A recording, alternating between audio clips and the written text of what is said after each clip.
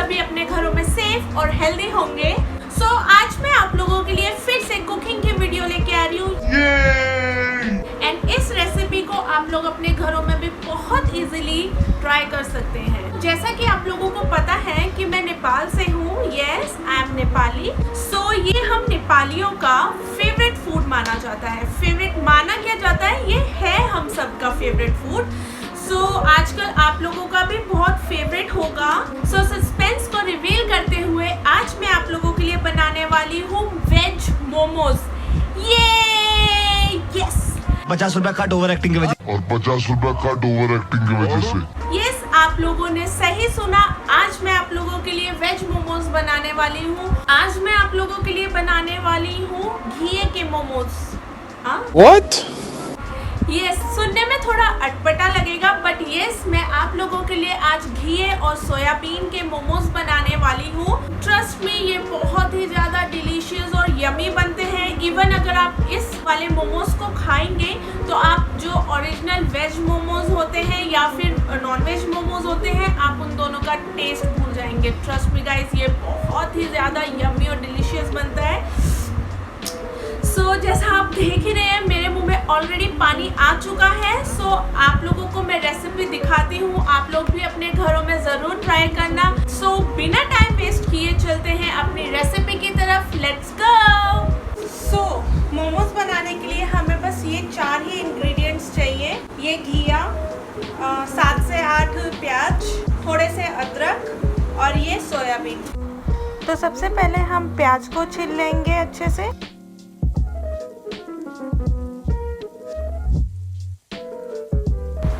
अब हम साथ में ही घी को भी छील लेंगे। जो सारा छीलने वाला काम है मैं एक ही बारी में कर देती हूँ ताकि बार बार गंद ना फैले।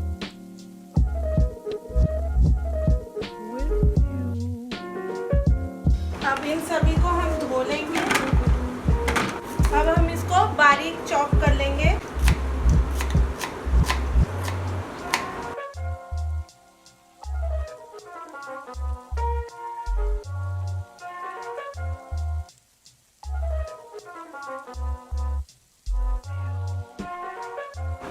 हमारे अनियन चॉप हो गए हैं। अब मैं इसको एक बाउल में निकाल लेती हूँ। अब मैं एक परात में ये घिया कद्दूकस करने वाली हूँ।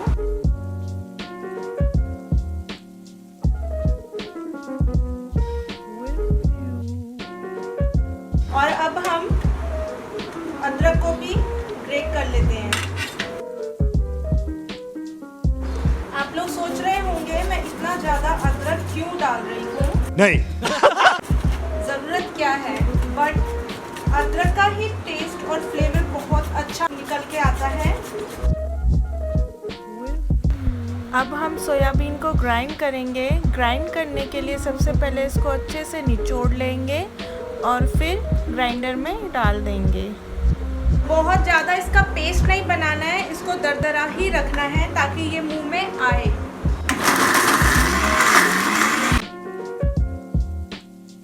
और इसी तरह हम सारे सोयाबीन को ग्राइंड कर लेंगे। फाइनली इसको ग्राइंड कर लिया है मैंने। अब हम इस घी को निचोड़ लेंगे क्योंकि इसमें बहुत ज़्यादा पानी होता है तो इसको निकालना बहुत ज़रूरी है। जितना पानी निकल सकता है उतना निकालें।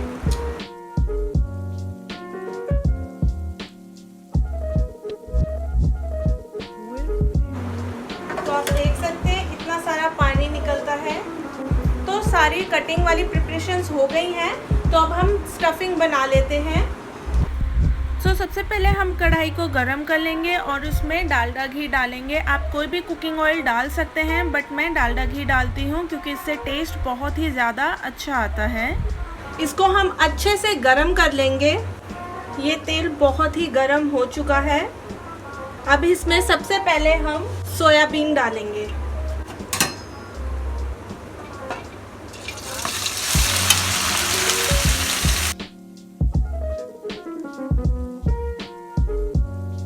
इसको हम 4 से 5 मिनट तक पकाएंगे। इसको पकाते हुए मुझे 4 से 5 मिनट हो गए हैं। अब इसमें मैं घिया डालूँगी। इसको भी ज़्यादा देर तक नहीं पकाना है, इसको भी 1-2 मिनट तक ही पकाना है।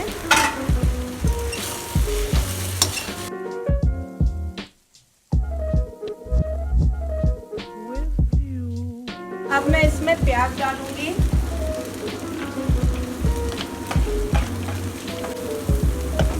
प्याज को भी इसके साथ मिक्स करके हार्डली 1 से 2 मिनट तक ही पकाना है।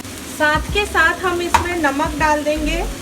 नमक आप अपने टेस्ट के अकॉर्डिंग डालेंगे, बहुत ज़्यादा कम भी नहीं और बहुत ज़्यादा भी नहीं डालना है, मीडियम ही रखना है। आप पहले कम ही डालिए, अगर आपको लगता है टेस्ट करने के बाद कि और डालने की ज़रूरत है तो आप और डाल सकते हैं। इसमें नमक के अलावा और कोई भी स्पाइसेस नहीं डालें, क्योंकि जो मोमोज़ होते हैं वो मसालेदार नहीं बनते हैं। मोमोज़ हमेशा प्लेन बनते हैं। जो चटपटी होती है वो इसकी चटनी या सॉस होती है। अब इसमें हम अजीनोमोटो डालेंगे। ये फ्लेवर्स को बहुत ज़्यादा इन्हांस करता है और चाइनीज़ डिश में ये बहुत ज़्यादा यूज़ किया जाता है।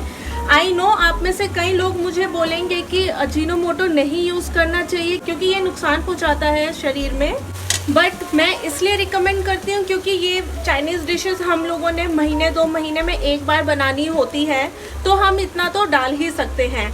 अब लास्ट में बस हम इसमें अदरक डाल देंगे और इसको बस हिलाएंगे, पकाना नहीं है, क्योंकि जब तक जिंजर का टेस्ट और उसकी क्रंचीनेस नहीं आएगी मुंह में तब तक मज़ा नहीं आएगा। सो ये अब रेडी है। अब हम इसको गैस बंद करके ठंडा होने के लिए रख देते हैं। एंड ऑफ कोर्स लास्ट में एक सीक्रेट इंग्रेडिएंट हम डालेंगे इसमें, एंड दैट इज़ बटर। हम बटर को डायरेक्टली भी डाल सकते हैं, बट इसको गरम करके डालेंगे तो इसमें स्मोकीनेस आएगी। तो ये गरम हो चुका है। अब हम इसको ऊपर से ही डाल देंगे।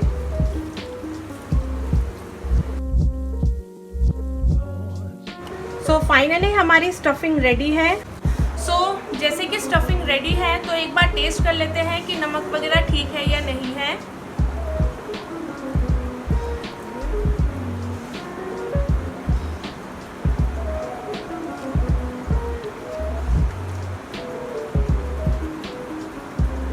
सीरियसली गाइस, ये बहुत ही ज़्यादा टेस्टी और डिलीशियस है। आप इसके हर बाइट में फ्लेवर्स को टेस्ट कर पाएंगे। हर एक फ्लेवर बहुत ही ज़्यादा उभर के आए हैं। ज़रूर ट्राई कीजिएगा अपने घर में, ज़रूर। सो जब तक हमारी स्टफिंग ठंडी हो रही है तब तक हम आटा गूंथ लेते हैं। आटे के लिए मैंने इसमें 500 ग्राम ऑफ मैदा लिया है। ध्यान रहे कि मैदा जो है हमें गीला नहीं गूंथना है, सख्त ही रहना चाहिए।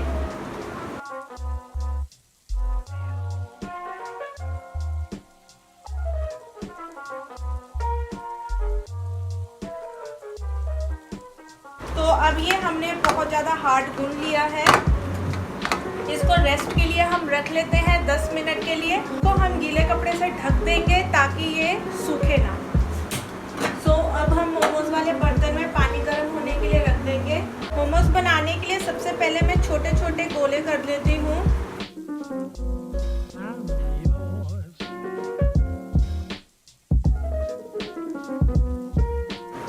सो ये मैंने गोले बना लिए हैं और ये ज़रूरी नहीं है कि आपका रोटी है वो गोल ही हो, टेढ़ी मेढ़ी भी होगी तो भी चलेगा। ये बहुत ज़्यादा मोटी नहीं होनी चाहिए और बहुत ही ज़्यादा पतली भी नहीं होनी चाहिए।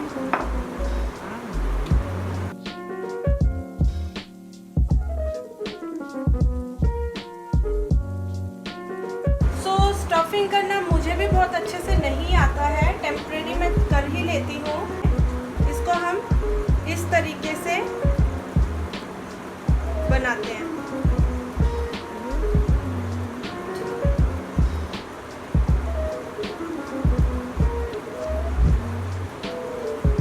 ये कुछ ऐसे दिखता है। सो रोटी बेलने के लिए मैंने अपने साथ एक हेल्पर बुलाया है।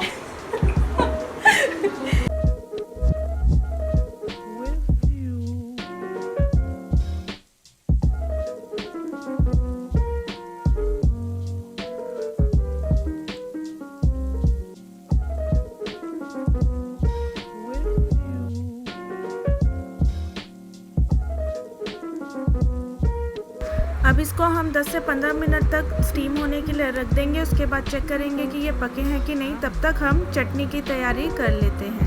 चटनी बनाने के लिए हम टमाटर, लहसुन, थोड़ी सी मूंगफली और लाल साबुत मिर्च का यूज़ करेंगे।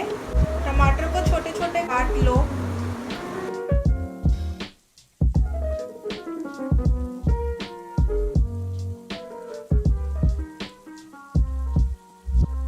चटनी बनाने के लिए पहले हम इसको रोस्ट कर लेंगे।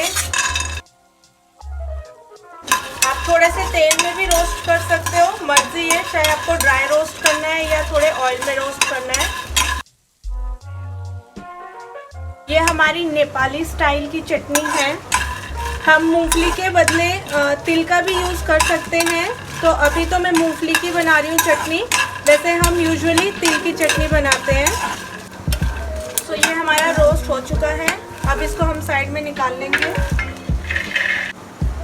10 मिनट हो चुके हैं। अब हम इसको चेक कर लेते हैं। ये मोमोज रेडी हो चुके हैं। रेडी हुए हैं कि नहीं हुए हैं ये पता करने के लिए जब ये पक जाते हैं तो ये ट्रांसपेरेंट से दिखने लगते हैं और इसके अंदर की स्टफिंग दिखने लगती है। तो ये ट्रांसपेरेंट हो रखे हैं, इट मीन्स ये पक गए हैं। तो अब हम इसको निकाल लेते हैं।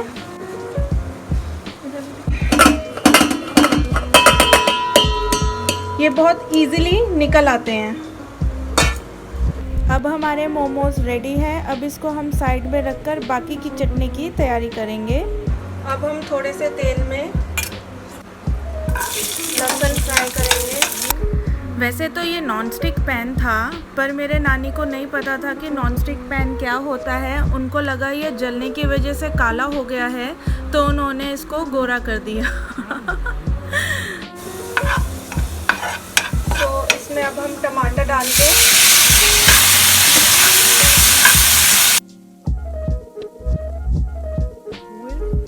हमने इसको 1-2 मिनट तक पका लिया है।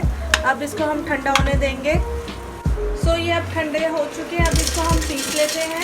सबसे पहले मूंगफली और साबुत लाल मिर्च को पीसेंगे। आप देख सकते हैं ये पिस चुका है। अब हम इसमें टमाटो डालेंगे।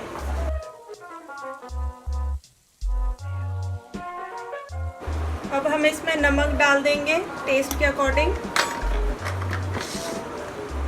और एक लास्ट बार और ग्राइंड करेंगे। ये हमारी चटनी रेडी है बिल्कुल। अब इसको टेस्ट कर लेते हैं।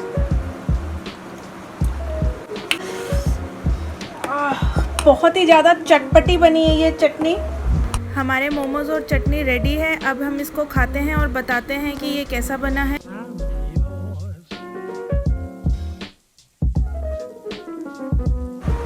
ये मेरे ऑडियंस हैं जो आपको मोमोज का रिव्यूज देंगे। सबसे पहले मेरे मम्मी रिव्यूज देंगे। बहुत अच्छा बना। इनको मैंने 50 रुपए एक्स्ट्रा दिए थे तारीफ करने के। ये मेरे हस्बैंड है, अब ये तारीफ करेंगे। बहुत टेस्टी बना है, ऐसा मोमोज मैंने कभी खाया नहीं। बस सही खा रहा हूं। ये चाहकर भी बुराई नहीं कर सकते, पति है ना, इसलिए। ये मेरे नानी है, अब ये करेंगे मेरी तारीफ।